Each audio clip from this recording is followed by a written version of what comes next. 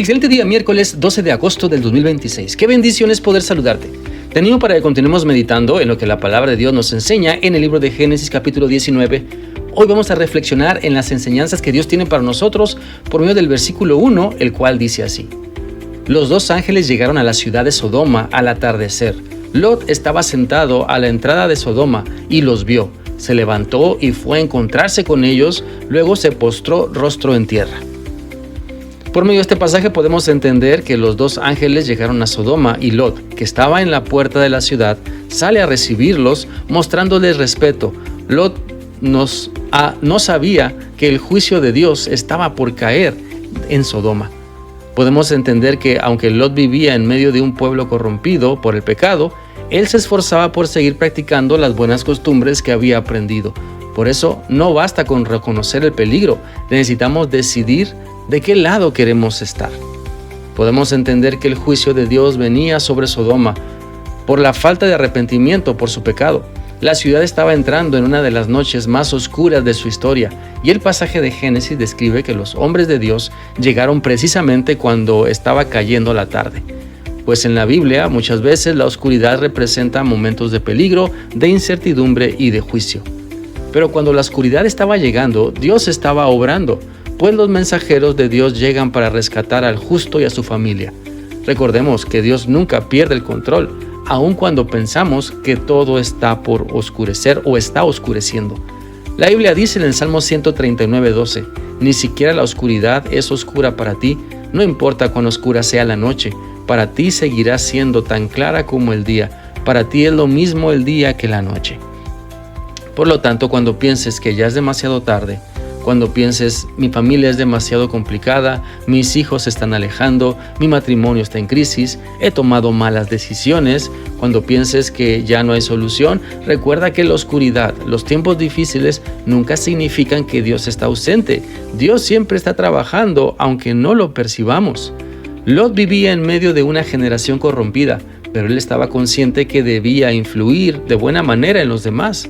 Cuando se menciona que Lot estaba a la puerta de la ciudad, debemos entender que en el mundo antiguo, la puerta de la ciudad era un lugar estratégico, era un lugar donde se desarrollaban asuntos sociales, comerciales, legales y políticos. Estar sentado a la puerta de la ciudad nos indica que Lot tenía cierta posición o reconocimiento dentro de la ciudad. En el caso de Lot, él había llegado a Sodoma mirando hacia ella. Recordemos Génesis 13:12 que dice, Lot habitó en las ciudades de la llanura y fue poniendo sus tiendas hasta Sodoma. Entonces primero Lot miró hacia Sodoma, después se acercó, después habitó cerca de Sodoma y ahora lo encontramos sentado en la puerta de Sodoma. Hay una progresión espiritual muy seria. Lo que primero contemplamos puede terminar siendo aquello donde finalmente nos sentamos. Esto sucede también hoy. Una persona puede decir, no voy a involucrarme, pero comienza mirando, después prueba, después se acostumbra, después lo normaliza y finalmente termina sentado haciendo lo que no quería. Por eso debemos preguntarnos, ¿a qué situación o tentación nos estamos acercando poco a poco? Puede ser la puerta de una relación incorrecta, un hábito destructivo, una ambición desconocida o descontrolada, un entretenimiento que está contaminando tu mente, el resentimiento, el orgullo, la diferencia espiritual. Lo peligroso no siempre comienza entrando en nuestra vida, a veces comienza simplemente sentándose cerca de nosotros. Por eso necesitamos pedir a Dios sabiduría y fortaleza para resistir las luchas y tentaciones que nos quieren desviar de la voluntad de Dios. Mira, Lot pudo reconocer lo que venía de Dios. Aunque él vivía en Sodoma, pudo reconocer que aquellos hombres eran diferentes. Por eso el vivir en medio del mundo, donde el pecado abunda, no significa que necesariamente debamos perder nuestra identidad espiritual. La Biblia dice en Juan 17, 15 y 16 lo siguiente. No te estoy pidiendo que los saques del mundo, sino que los protejas del maligno. Ellos no son del mundo como yo tampoco pertenezco al mundo.